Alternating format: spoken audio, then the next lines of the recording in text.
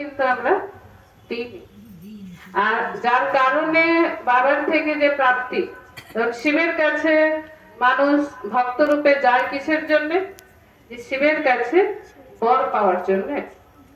মানুষ তো এর অর্থ, যেহেতু মানুষের কাছে জ্ঞান নেই, তো তার কারণে মানুষের অর্থ অন্য রকমের করেছে। আসলে বাবা দেখুন আমাদেরকে বোঝালেন যে বর কথার অর্থ হলো বরদান বা আশীর্বাদ।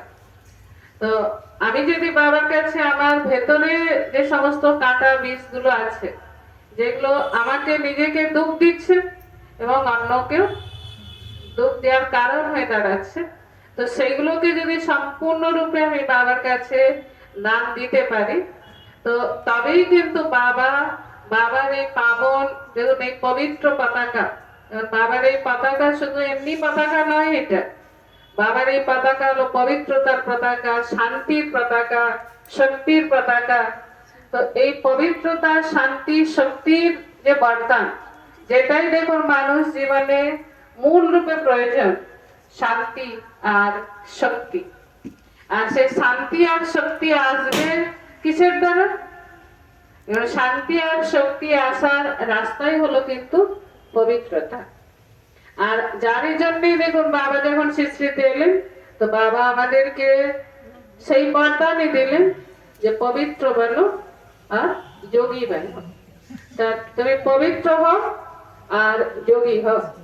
অর্থাৎ যোগী হওয়ার জন্য দরকার পবিত্রতা, আর পবিত্রতা থাকলে তো তবেই বাবার সাথে যোগ লাগানো সম্ভব হবে বা সহজ হবে। ভক্তিতেও মানুষ এটা অবশ্যই মানে, যেদিন দেখুন বাড়িতে কোনো পুজো হয়, যেদিন মন্দিরে যায়, তো তার আগের থেকেই কিন্তু মানুষ স্বচ্ছতা, শুদ্ধতার দিকে অবশ্যই নজর দেয়। তো যদি স্বচ্ছভাবে, শুদ্ধভাবে আমি মন্দিরে যাই, তো তবেই আমার পুজো সফল হবে।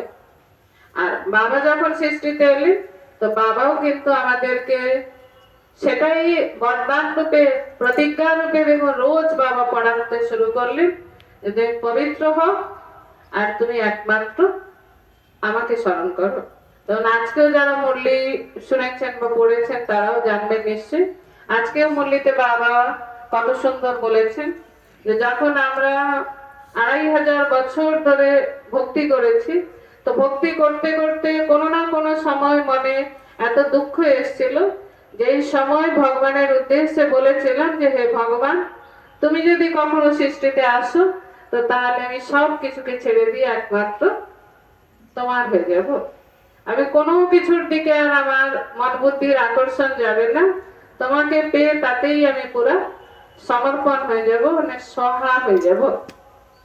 আর এখন দেখুন বাবা সৃষ্টিতে এসে প্রত্যেক দিন আমাদেরকে কোন কথা পড়াচ্ছে? আমাদেরকে তো সে কথাই প্রত্যেক দিন মনে করাচ্ছে যে তুমি দেহের সহিত, দেহের সব সম্বন্ধের থেকে বুদ্ধিকে উপরাম করে একমাত্র আমাকে স্মরণ করো। আর যদি তুমি সেই কাজ করতে পারো, তাহলে বাবা গ্যারেন্টি দিচ্ছেন যে তোমাকে সব পাপ থেকে মুক্ত